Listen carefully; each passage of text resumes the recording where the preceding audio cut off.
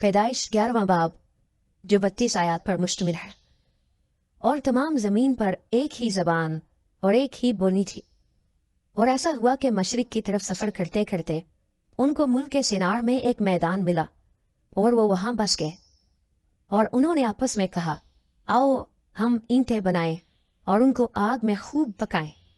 तो उन्होंने पत्थर की जगह ईंट से और चूने की जगह गारे से काम दिया।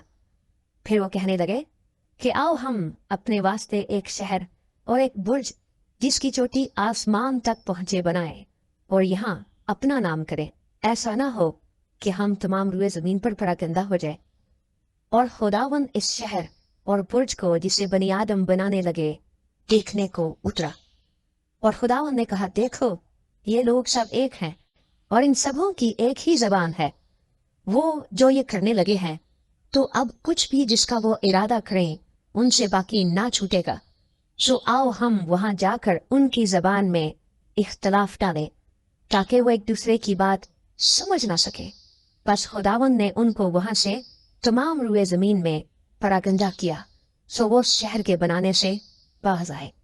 इसलिए उसका नाम बाबल हुआ, क्योंकि खुदावन ने वहां सारी ज़मीन की ज़बान में इख्तलाफ डाला और वहां से खुदावन ने उनको तमाम रुए ज़मीन पर परागंदा किया।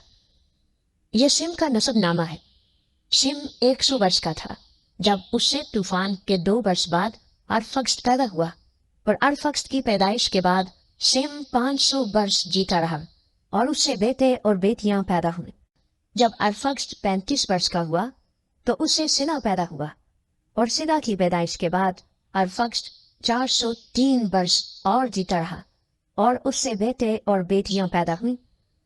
सिला जब 30 वर्ष का हुआ तो उससे इबर पैदा हुआ और इबर की पैदाइश के बाद सिला 403 वर्ष और जीता रहा और उससे बेटे और बेटियां पैदा हुई।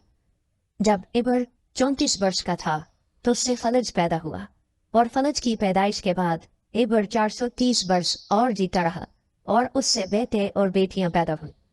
फलज 30 वर्ष का था जब उससे रऊ पैदा हुआ और रऊ की पैदाइश के बाद फलज 209 वर्ष और जीता रहा और उससे बेटे और बेटियां पैदा हुई।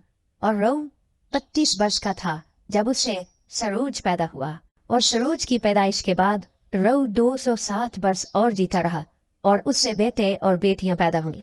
और सरोज 30 वर्ष का था जब उसे नहूर पैदा हुआ और नहूर की पैदाइश के बाद सरोज 200 वर्ष और जीता रहा और उससे बेटे और बेटियां पैदा हुई।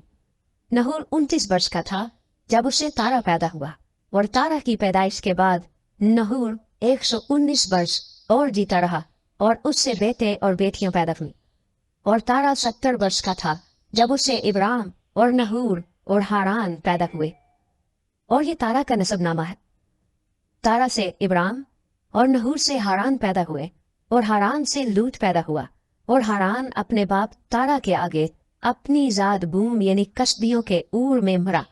और इब्राम और नहूर ने अपना अपना ब्याह कर लिया। और इब्राम की बीवी का नाम सारी और नहूर की बीवी का नाम मिल्का था जो हारान की बेटी थी। वही मिल्का का बाप और इसका का बाप था। और सारी भांज थी, उसके कोई बाल बच्चा न था।